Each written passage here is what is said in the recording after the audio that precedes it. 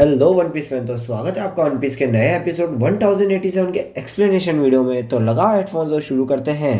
Episode की शुरुआत shanks के जहाज से होती है जो मार्को को उसके घर छोड़ते हुए जा रहे हैं। जैसे ही वो स्प्रिंग्स आइलैंड के पास पहुंचते हैं, मार्को उनको अलविदा बोलकर चला जाता है। उसके बाद कुछ देर पहले के वानों का दृश्य आता है जहां यामाटो लूफी को उनके साथ आने से मना कर देती है, क्योंकि कुछ देर पहले ही एक लकड़ी वाले ने वानों पे हमला किया था और काइडो के जाने के बाद ऐसे हमले और भी हो सकते हैं। और तुम भी सफर में चिंतित ना रहो, इसलिए मैं यहीं रुक रहा हूँ। और ये बात सुनकर लूफी भी यामाटो की बात मान ही लेता है। तभी वहां मार्को आता है और उन सबको अलविदा बोलता है। तभी लूफी बोलता है कि तुमने ही पैरामाउंट वॉर में मेरी जान बचाई थी, उसके लिए धन्यवाद। तब मार्को बोलता है कि उस समय सभी तुम्हारी जान बचाने में लगे हुए थे और तुम्हें इस जगह देखकर एस भी बहुत खुश हो रहा होगा। और फिर मार्को वहां से चला जाता है। उसके बाद अमेज़न लिली आइलैंड का दृश्य आता है जो पूरी तरह से बर्बाद हो चुका है। उसके बाद कुछ हफ्ते पहले का दृश्य आता है जहाँ नेवी की सेना वहां पर हमला कर देती है।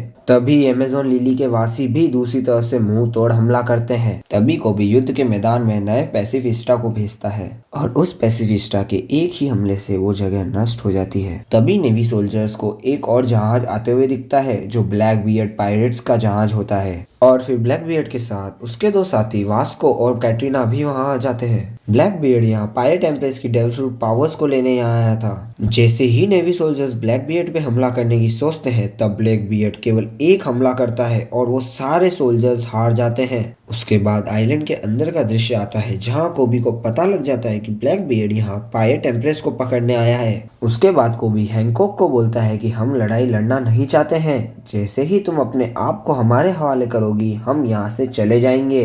तभी महल के अंदर हैंकॉक बोलती है कि कोई भी मुझे बंदी नहीं बना सकता है और मैं किसी के सामने झुकूंगी नहीं। और फिर वो महल के बाहर जाने लगती है। उसके बाद फिर से जंगल का दृश्य आता है जहाँ ब्लैक बियर्ड ने सारे नेवी सोल्जर्स को हरा दिया है। तभी वहाँ एक और पैसिफिस्टा आ जाता है और उसके पास एक स्वॉर्ड भी होती है। और उस पैसिफिस्टा के एक हमले से ब्लैक बियर्ड बहुत दूर तक जाता है और वो हमला माउंटेन तक को काट देता है। पैसिफिस्टा से लड़ते हुए ब्लैक बियर्ड ब्लैक होल का इस्तेमाल करता है ताकि वो उससे दूरी बनाकर रख सके।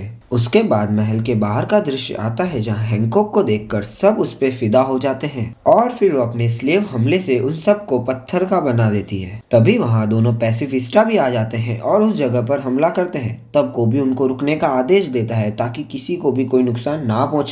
दूसरी तरफ हैंकॉक पैसिफिस्टा के हमले को चकमा देकर कोबी पे हमला करती है, लेकिन बीच में ब्लैक बियर्ड आ जाता है और हैंकॉक को पकड़ लेता है। वो दृश्य देखकर सभी लोग चिंतित हो जाते हैं और फिर ब्लैक बियर्ड बोलता है कि मुझे तुम्हारे डेविल फ्रूट पावर्स चाहिए।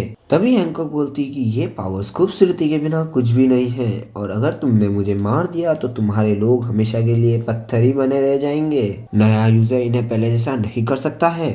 दूसरी तरफ को भी सोचता है कि उसे क्या करना चाहिए और जैसा मैंने सोचा था वो हैंकॉक तुम उतनी ही ताकतवर हो। इसी के साथ ये एपिसोड समाप्त होता है और अगर आपको ये अच्छा लगे तो please like share subscribe the channel. धन्यवाद।